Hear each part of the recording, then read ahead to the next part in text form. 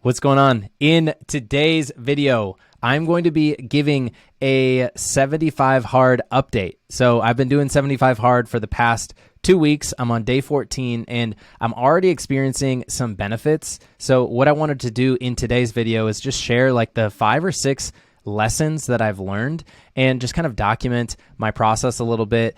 There's been a few people who have asked me like, hey, how is it going? And honestly, like when I first heard of 75 hard, my first thought was, you know what? No, I don't really need to. It's not for me. I've done like hard challenges before, but for whatever reason, like when I had heard about it in the past, I didn't really resonate with it. It wasn't until more recently as I was thinking about what is my 2024 Misogi, my one big challenge that really like forces me to become the best version of myself, that I really kind of gravitated to 75 hard. And the reason why I want to share these lessons and document it is because you might be where I was when I first heard about it and just thought, you know what, no, it's not for me.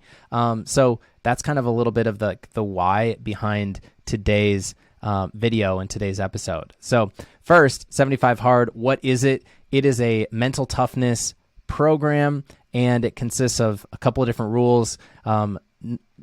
Basically, what they are is you need to do 2 workouts of 45 minutes. One needs to be outside. You need to follow a diet of some choice, eliminate alcohol, drink a gallon of water, read 10 pages from a book, and then take a progress picture every single day. And when you first hear those rules, I'm honestly curious, like what are the first thoughts that you have in your head? Is it, oh, that's not for me? Is it, oh, I could never do that? Is it, oh, I'll do that, but maybe I'll do that in 3 months when the weather's warmer or it's just a little bit more convenient? Is it, I don't have the time for that? Is it, oh, I would start that, but I would never finish it? Is it, oh man, like here we go, another fitness challenge?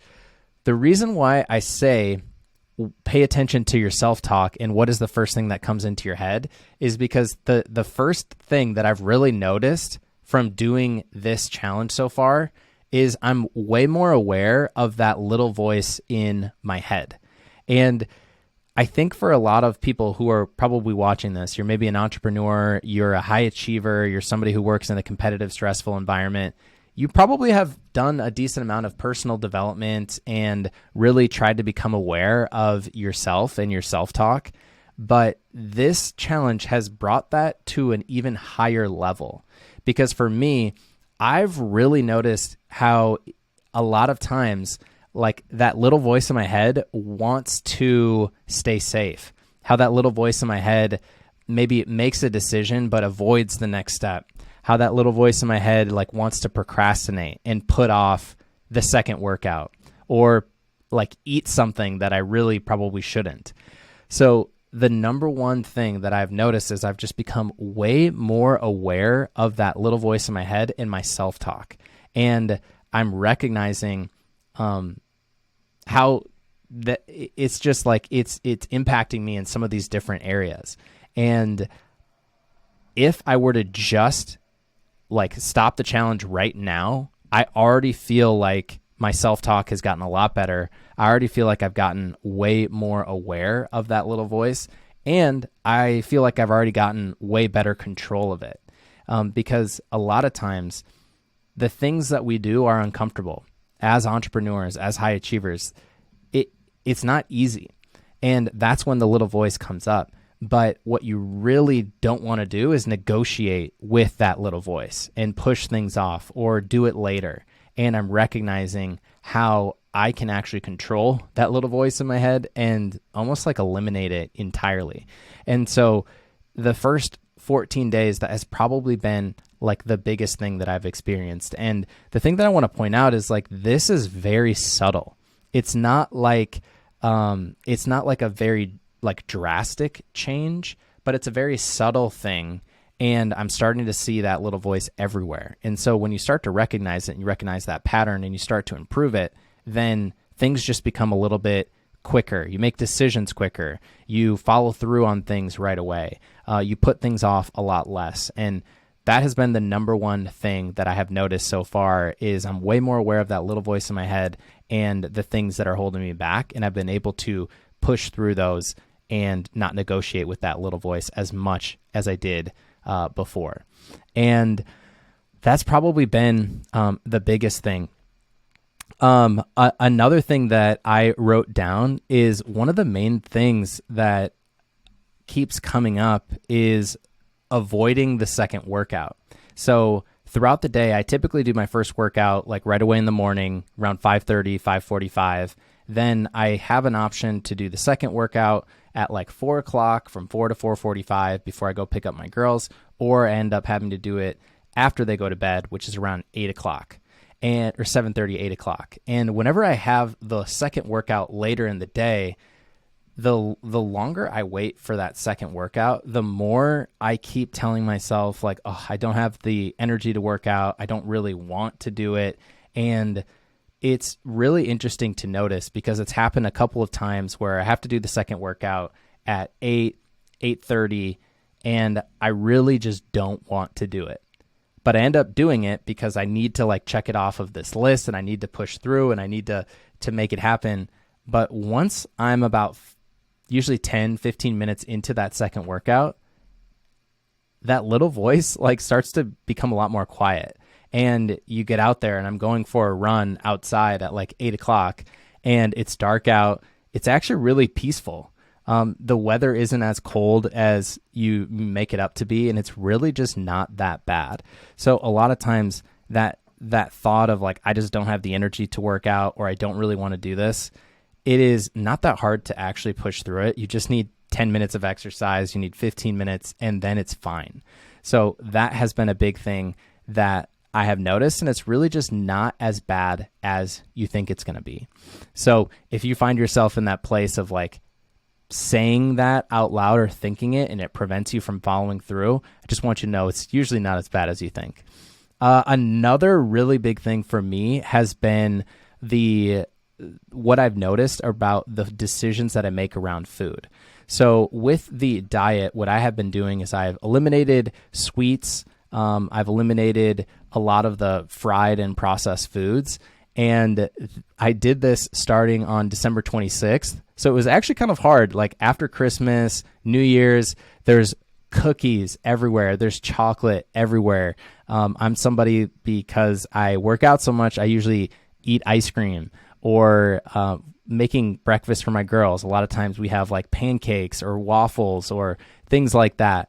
And the biggest thing that I've noticed when it comes to the decisions that I'm making with food is I find myself thinking that food is almost like a reward for me, instead of thinking of food as fuel. So the way that I've noticed this is because I find myself wanting to like eat out. I find myself wanting to have like ice cream and have chocolate later in the week. So Thursday night is like a big one. Friday night is a big one. Saturday. Those are always the times when I want to just reward myself because I feel like I'm working hard and I deserve it. And I just want to reward myself with like some ice cream or a big cookie or something like that. And it's just really interesting to think about why do I think of food as a reward? Really, like, what is the purpose of food? The food is to fuel us, to give us energy, to keep us healthy. And the things that I was putting in my body before, it's not really a reward. It's something that feels good in the moment, but when you actually like digest all of that, you don't really feel good after. And so even just in these first 2 weeks, I've noticed that I'm making a lot better decisions around food and even rethinking the way that I think about the things that I put in my body, not as food as a reward, but like food is actually fuel. Food is something that can help me have more energy, sleep better, live longer. And I would say that this is probably one of like the biggest, most valuable things that will come out of this challenge, even if nothing else comes up in the remaining time that I have. So we've talked about, I'm aware of that voice inside my head. We're talking about how that thought of just, I don't have the energy to work out. It's usually not as bad as you think. We've talked about the food, the decisions around food and reframing that. Another thing that has been really big is just the community around it. So I have been doing the 75 Hard Challenge with a group of friends, basically. And this community started with just a few of us, and we've just been adding more people into it. And we have a little text group, which we called 75 Easy instead of 75 Hard. And the community around it has been super fun. It's really fun to go through something hard with other people because we're supporting each other kind of on a daily basis, checking in, how's everybody doing? And so wanted to give a shout out to that group in the 75 Easy. But also, since I have been taking on this challenge, my wife, Emily, has been doing her version of 75 Hard and getting a 45-minute workout in, drinking a gallon of water, and eliminating her food choices, or eliminating the negative food choices like I have. And so having that accountability has been really cool for us in our relationship, and it's just makes it a lot easier when you're in a community. So if you're going through something hard, make sure that you have the community around it. And then the last thing is just there is a positive ripple effect with what you are doing. I've said this before when I talk about some of the things that I'm doing, but because I have posted about doing 75 Hard, I've had a few other people that have decided to do it because I posted about it and they've seen some of the benefits. And that's always just like really cool to think about. And so, I've had other people reach out that are inspired. They're doing it. They're talking to their significant other. They're doing it. So there's more people that are inspired by what you're doing than what you realize. And there's a positive ripple effect to you kind of stepping up, putting yourself out there and sharing what you're doing. And so those have just been some of the takeaways that I've had so far. And I'm excited to see like what else comes up and what else I learn through this process. It hasn't been easy, but it has already been really transformative in my mindset and my self-talk and the decisions that I'm making around food.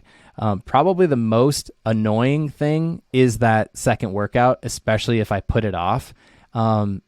And drinking a lot of water actually was really hard for me at the beginning, but I've gotten a lot better at that and just breaking it up and being proactive about it.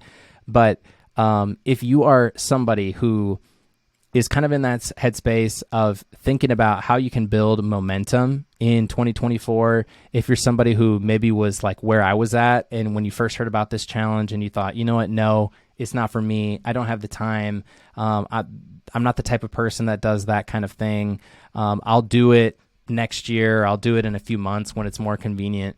I would just encourage you to reconsider and just try it out and really like go for it, because I'm just 2 weeks in. I'm already seeing these benefits, and I know that if I keep stacking these wins, I'm going to be even stronger from that standpoint.